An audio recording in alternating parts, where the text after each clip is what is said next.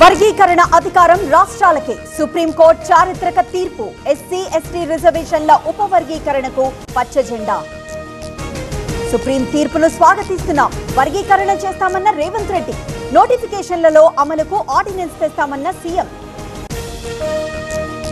supreme తీర్పుతో మందకృష్ణ భావోద్వేగం పోరాటానికి న్యాయం జరిగిందని కామెంట్ విజయోత్సవ సభ నిర్వహిస్తామన్న నేత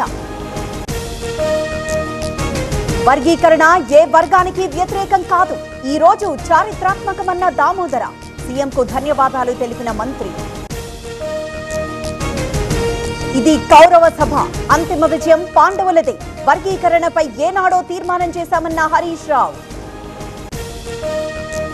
ఇది అన్ని పార్టీలు వర్గాల విజయం చంద్రబాబు కృషి ఇందులో ఉంది వెంటనే వర్గీకరణ అమలు చేయాలన్న డొక్కా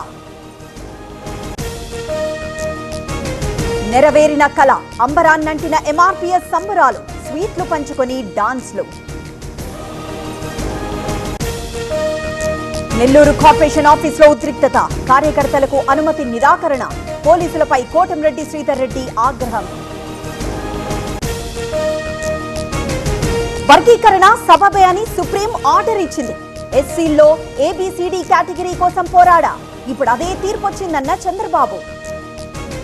నిరసన తెలిపే హక్కు లేదా ప్రజాపాలన అంటే ఇదేనా ప్రజలు గమనిస్తున్నారన్న సబిత గద్వాల ఎమ్మెల్యే దాగుడు మూతలు జూపల్లితో బండ్ల కృష్ణమోహన్ రెడ్డి భేటీ కాంగ్రెస్ లో కొనసాగేలా నేతల యత్నాలు తెలంగాణలో బీఆర్ఎస్ నిరసనలు సీఎం కామెంట్స్ పై ఆందోళనలు సబితకు సారీ చెప్పాలని డిమాండ్ మానసిక వికలాంగురాలిపై అత్యాచారం కృష్ణా జిల్లా బంటుమిల్లిలో ఘటన కేసు నమోదు చేసిన పోలీసులు పొలాల్లోకి దూసుకువెళ్లిన బస్సు ప్రయాణికులకు తప్పిన ప్రమాదం ఖమ్మం జిల్లా రావోజీ తండాలో ఘటన నిర్మల్ జిల్లాలో పొంగుతున్న వాగులు ఝరీ గ్రామానికి రాకపోకలు బంద్ జనానికి తప్పని తిప్పలు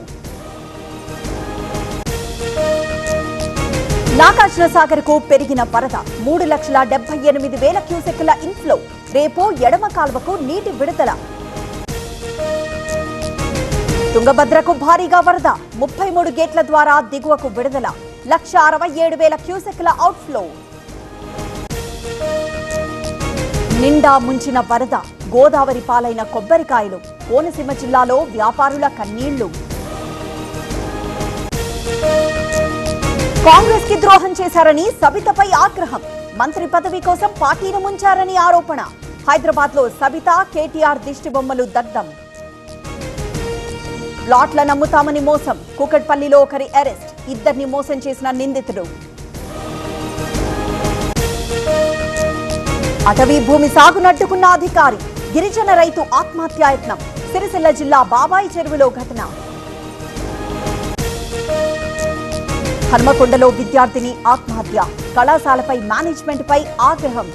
ఫర్నిచర్ ధ్వంసం చేసిన బంధువులు పారిస్ ఒలింపిక్స్ లో భారత్ కు మరో పథకం మెన్స్ 50 మీటర్ల ఎయిర్ రైఫిల్ విభాగంలో కాంస్య పథకం సాధించిన స్వప్నిల్